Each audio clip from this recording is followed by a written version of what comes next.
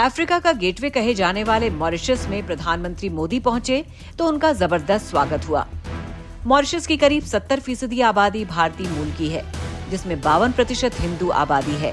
इसके बाद करीब 32% आबादी ईसाई धर्म को मानने वाली है, जबकि 15% के करीब इस्लाम को मानने वाले हैं।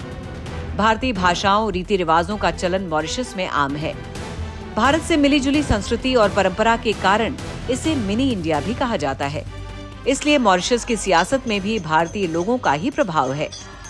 अब जब प्रधानमंत्री नरेंद्र मोदी 2 दिवसीय यात्रा पर मॉरिशस में हैं, जहां प्रवासी भारतीयों ने मॉरिशस के पोर्ट लुइस में प्रधानमंत्री मोदी का स्वागत बिहारी पारंपरिक गीत गाकर किया। आपको बता दें कि पीएम मोदी के इस यात्रा का मकसद भारत और मॉरिशस के द्विपक्षीय रिश्तों को और मजबूत करना और हिंद महासागर में भारत की मौजूदगी को और प्रभावशाली बनाना है। अब जब पीएम मोदी मॉरिशस के दौरे पर हैं, तो ऐसे में ये जानना दिलचस्प है कि आखिर पश्चिमी हिंद महासागर के इस द्वीप में हिंदुस्तानी कैसे छा गए। मॉरिशस पर करीब 100 सालों तक फ्रांस का कब्जा रहा, लेकिन 1810 में ब्रिटेन ने इसको कब्जे में ले लिया। जब ब्रिटिश का इस इलाके पर कब्जा हुआ तो इस इलाके को डेवलप करने और खेतीबाड़ी के काम के लिए भारत से मजदूरों को वहां बसाया गया। साल 1834 से लेकर 1924 तक अंग्रेज भारत से मजदूरों को मॉरिशस ले जाते रहे। हजारों की संख्या में लोगों को वहां बसाया गया। बाद में कुछ व्यापारी भी भारत से मॉरिशस पहुंचे। धीरे धीरे भारत से गए लोगों ने वहां अपना प्रभाव बढ़ाना शुरू किया और मुख्य धारा में शामिल होते गए।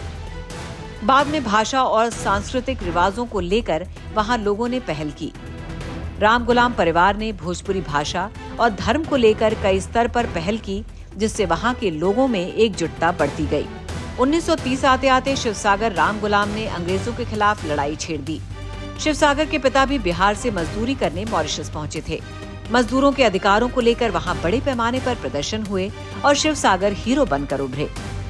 आखिरकार मॉरिशस को 1968 में आजादी मिली और शिवसागर राष्ट्रपिता कहलाए। वो पहले प्रधानमंत्री भी बने। उनके परिवार का राजनीतिक कद बढ़ता गया। मॉरिशस के मौजूदा पीएम नवीन चंद्र राम गुलाम भी शिवसागर के बेटे हैं।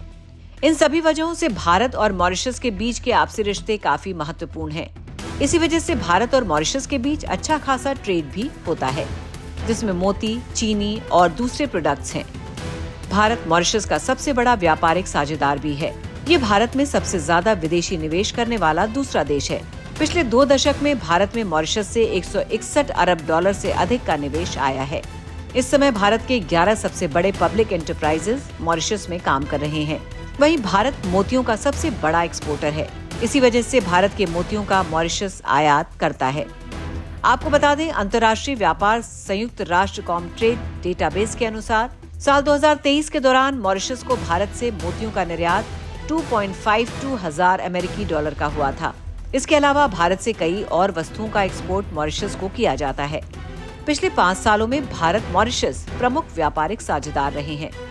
2023 में भारत ने मॉरिशस के कुल आयात में 10.2% हिस्सेदारी का प्रतिनिधित्व किया और उनके आयात के मुख्य देशों में तीसरे स्थान पर रहा।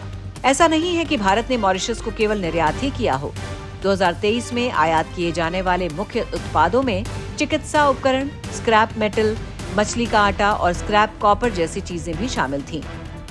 Scrap aluminium, vanilla beans, scrap paper, machinery के पुर्जे और परिधान 2023 में मॉरिशस द्वारा भारत को निर्यात की जाने वाली चीजें थीं।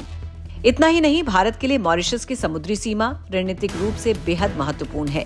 चीन के बढ़ते प्रभाव को मद्देनजर रखते हुए भारत हिंद महासागर में अपनी मजबूत पकड़ बनाना चाहता है। इसके लिए भारत ने साल 2015 में हिंद महासागर में security and growth for all in the region नाम से एक प्रोजेक्ट शुरू किया था, जिसमें भारत ने मॉरिशस के अगालेगा आइलैंड पर मिलिट्री बेस के लिए इंफ्रास्ट्रक्चर तैयार किया है।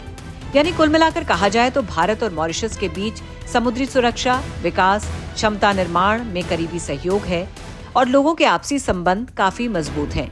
और ये नजदीकी खासकर उन विकास परियोजनाओं में दिखती है जो भारत की मदद से मॉरिशस में बनाई गई है। पीएम मोदी का मॉरिशस का दौरा काफी ज्यादा अहम माना जा रहा है। इस दौरे के दौरान दोनों देशों के रिश्तों में और भी गहराई आने की उम्मीद है। आपका क्या कहना है इस खबर पर? हमें कमेंट करके जरूर बताइए और खबर को शेयर और लाइक करना बिल्कुल भी न भूलें।